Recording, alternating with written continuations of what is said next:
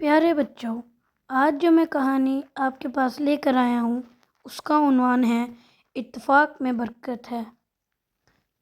ایک گھنے جنگل میں ایک طاقتور شیر رہتا تھا۔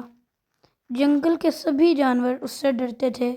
ایک دن وہ شکار کے بعد ایک بڑے درخت کے نیچے سو گیا۔ اچانک ایک چھوٹا سا چوہا وہاں آیا اور شرارت سے شیر کی پیٹھ پر چڑھ گیا۔ شیر کی نیند خراب ہوئی اور اس نے غصے میں آ کر چوہے کو پکڑ لیا۔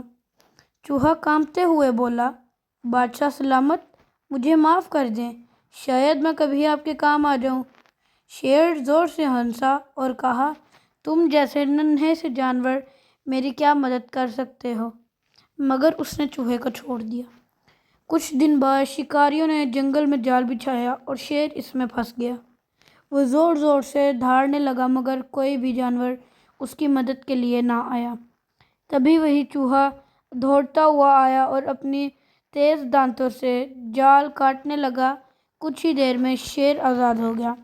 شیر نے احسان مندی سے کہا، میں نے تمہیں کمزور سمجھا تھا مگر آج تم نے ثابت کر دیا، اتفاق میں برکت ہے۔ اس کہانی کا سبق یہ ہے کہ چھوٹے بڑے کی کوئی اہمیت نہیں، اگر مل کر کام کیا جائے تو ہر مسئلہ حل ہو سکتا ہے۔